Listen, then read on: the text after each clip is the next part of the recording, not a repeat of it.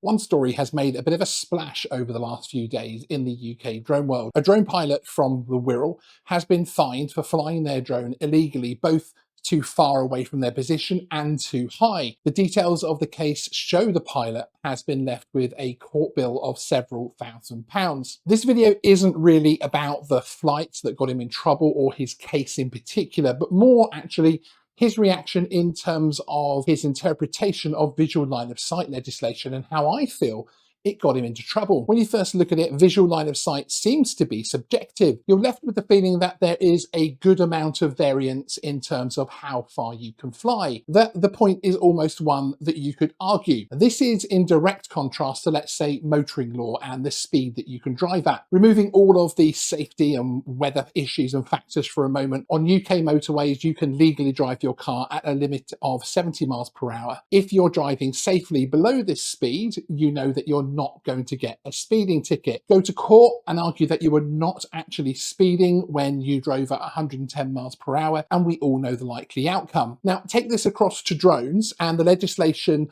asking us to keep our drones within visual line of sight feels a bit subjective, but is it? Now, one thing I always stress in my videos is that these are my thoughts and advice on the legislation and how it applies to drone pilots. It's up to you to assess that advice and add it to your own knowledge, in the understanding that should you end up in court, a YouTuber or some guy online won't be stood there with you. With that in mind, here are my thoughts on where the Wirral drone pilot went wrong with his interpretation of VLOS, and why I think it's far more fixed in terms of distance than so many people argue. Let's first review the explanation the Wirral pilot gave in terms of VLOS rules, and then look at what the actual legislation states to see where he went wrong, in my opinion. Rarely for this type of case, the pilot is a YouTuber focused on drones and football, so after some reflection, he decided to upload a video to explain his side of the story. There's a link in the description to it and the news article reporting the court action itself. In his video, he explains he feels that VLOS means he needs to be able to fly the drone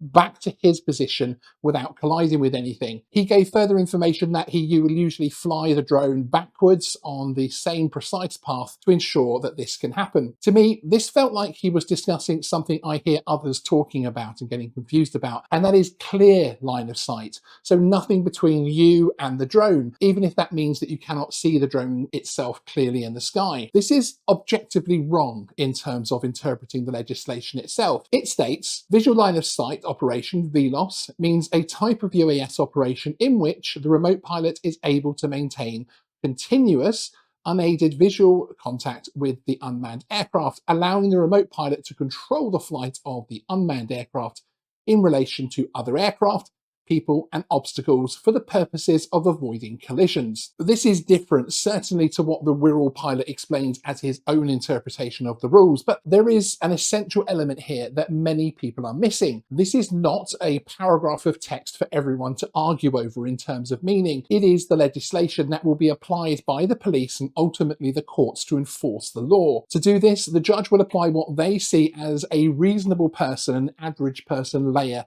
to the legislation. My personal interpretation, taking all of this into account and all of my experience, etc., would be that you need to keep your drone close enough to avoid any conflict with aircraft, but also to ensure it will not come into contact with people or objects on the ground, including buildings, but the legislation states obstacles, so it is probably able to be applied wider than that. So you need to ensure that you're able to land your drone down route somewhere safe should you need to.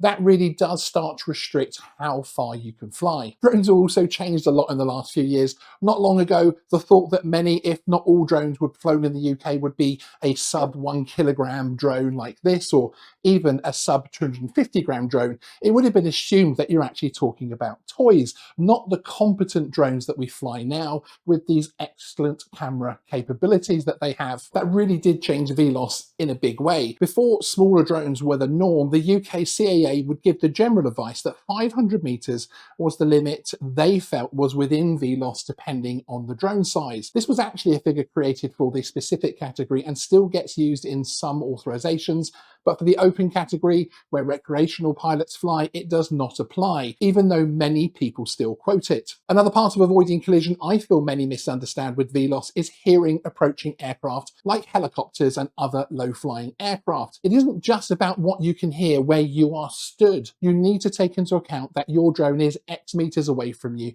and therefore in a different sphere of airspace. If a helicopter comes belting across the landscape, it can absolutely take you by surprise, with the noise often coming as quickly as the actual approaching aircraft, especially when flying so low, of course. There is also the factor of things like emergency helicopters taking off from pretty much anywhere. So trying to argue that your drone is in visual line of sight when it's a speck on the horizon is something that you're unlikely to win in court, which of course is what ultimately counts here. In their general guidance, something a judge could certainly turn to, the CAA specifically state that because a drone is still visible, for example, a dot in the sky, this does not mean it meets the definition of VLOS. Remember, in terms of enforcement, it is unlikely, in my opinion, that you're going to find yourself in court arguing against a VLOS charge for a few meters. It is likely that if something has been taken to court, it will be more of a certainty in terms of distance. Certainly a mile away, etc.,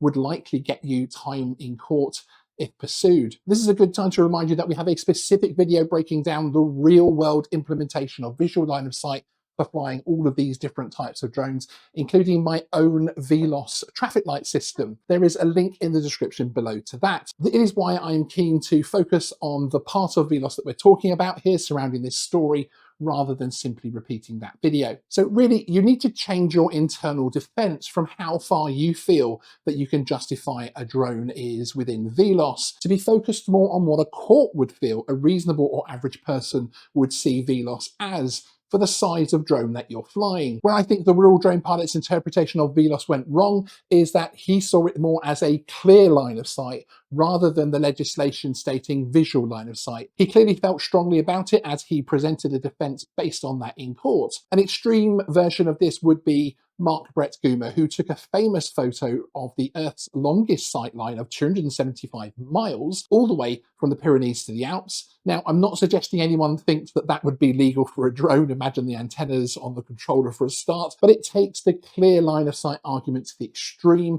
and is clearly not what the legislation means. So although we do not have a set limit in terms of visual line of sight distance, as we do for height of our flight or motorway speed limits for cars, the distance you can fly your drone from your position is actually pretty simple to work out when you stop thinking about it as a personal judgment and instead how a court might interpret the law. Then you start to bring that distance back to a much more reasonable position. One side note here is that we have the approaching PCNs for drones coming soon, so you could face a ticket for your drone flight. This will be a much simpler way for police to deal with your offence through a fixed penalty. No lengthy investigation or court proceedings. How PCNs will deal with things like VLOS and where the line of evidence and distance will be set is something that will be really interesting when they come out. As with so many of the main drone rules, I remind myself regularly in terms of the legislation and how a court might apply it. We're all human, and how we interpret things changes through our experience, our judgment,